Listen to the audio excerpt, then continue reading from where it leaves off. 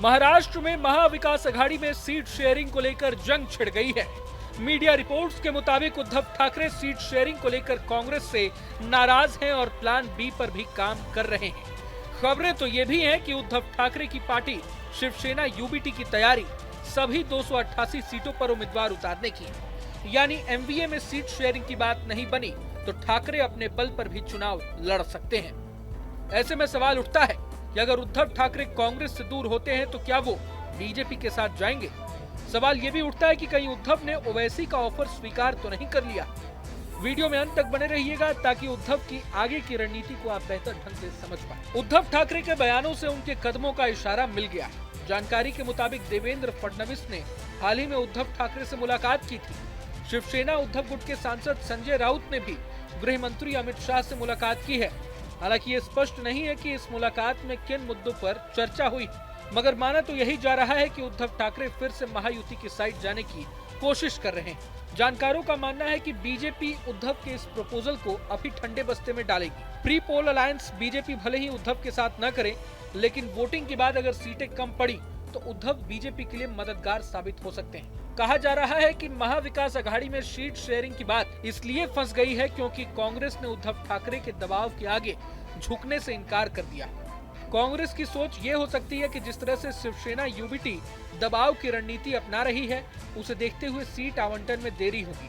Congress party के नेताओं ने महाराष्ट्र के पार्टी नेताओं से कहा है कि शिवसेना ऐसी सीटें मांग रही है जहां मुस्लिम वोटर बड़ी संख्या में हो और जहां कांग्रेस का उम्मीदवार 100% चुनकर आ सकते हैं। ये तो जग जाहिर है कि एमवीए में महाराष्ट्र में करीब 20 से 25 सीटों पर पेंच फंसा हुआ है। इनमें ज्यादातर विदर्भ और मुंबई की सीटें हैं। शिवसेना यूबीटी विदर्भ की 3 सीटें चाहती है और इससे कम में तैयार नहीं। राज्य के नेताओं से नाराजगी की वजह से अब शिवसेना यूबीटी केंद्र के शीर्ष कांग्रेसी नेताओं से बातचीत कर रही है। वहीं सीट शेयरिंग पर जब शिवसेना यूबीटी के सांसद संजय राउत से सवाल किया गया तो उन्होंने 21 अक्टूबर को कहा कि हमारी बातचीत चल रही है। अब सवाल ये भी कि कहीं उद्धव ने ओवैसी का ऑफर स्वीकार तो नहीं कर लिया। राजनीति में कहा जाता है कि इसमें कुछ भी असंभव नहीं। सत्ता के लिए राजनीतिक दल और नेता कब हद से गुजरकर एक हो जाएं कोई बता नहीं सकता। अब महाराष्ट्र में भी कुछ ऐसा ही होने के आसार लग रहे हैं। वहां पर राजनीति की 2 विपरीत धाराएं पावर में आने के लिए अपनी करीबियां बढ़ा रही हैं। हम बात कर रहे हैं उद्धव ठाकरे के नेतृत्व वाली शिवसेना और असदुद्दीन ओवैसी की पार्टी एआईएमआईएम की, जिनके आपस में गठबंधन की चर्चा जोरों पर है।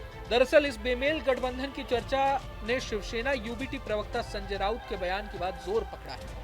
बीजेपी को हराने के लिए एकजुट होकर चुनाव लड़ने के लिए ओवैसी के प्रस्ताव पर सकारात्मक संकेत देते हुए शिवसेना उद्धव गुट के नेता संजय राउत ने कहा कि पार्टी में इस संबंध में यदि कोई प्रस्ताव आया होगा तो चर्चा होगी।